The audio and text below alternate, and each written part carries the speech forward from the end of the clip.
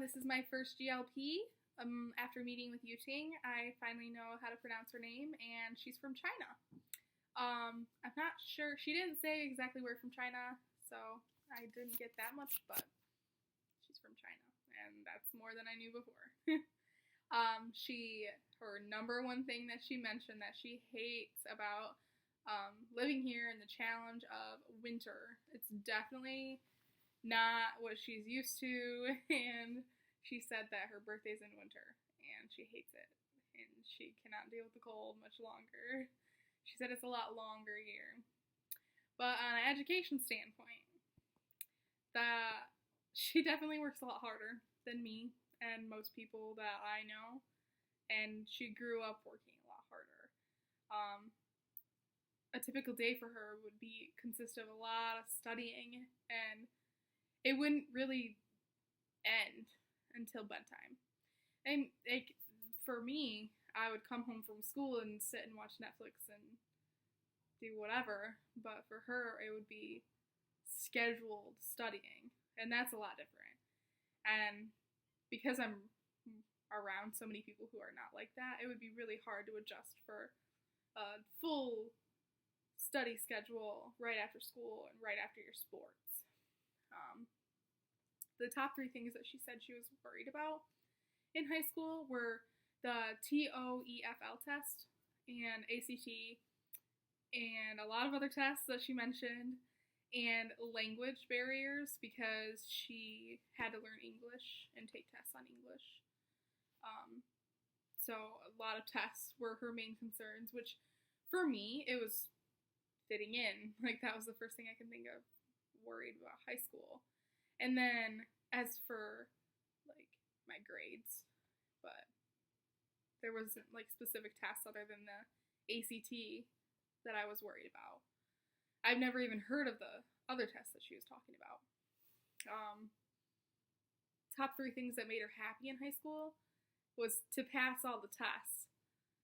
Was one of them, which is like definitely something that makes you happy, but that's not something I think of like when I think of high school that made me happy. I think of being in theater and being in sports and having a ton of friends. And, some of the tests that she described that she took in high school, I already said because that was a big focus of her high school and what worried her and made her happy. But the TOEFL was the big one, and ACT and college entrance exam. So those were three that she said that she had to take in high school that she was worried about. For me, it was the ACT.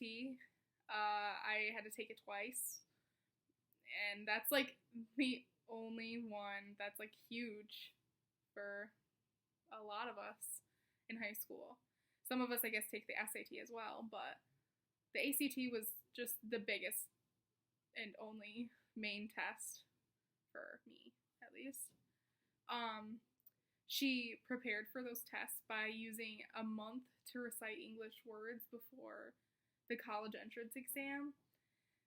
So I don't know how much English she really knew before that, but her English is pretty good, so she must have worked pretty hard.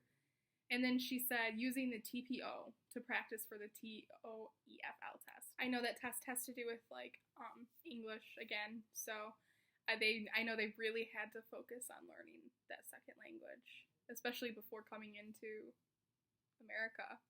And then how I prepared for my ACT, I had ACT prep class at high school, and outside of class, I did like a sample exam a week before. Like, it was not a big stress for me. Yuting described life here as cold, once again. She thinks it's a lot more independent, which college is for a lot of people. It is for me, and especially for her because she's in a different country. She said football was new for her, and she enjoyed going to the football games for the first time, which has to be exciting because it's exciting for me too, and I've been to so many football games.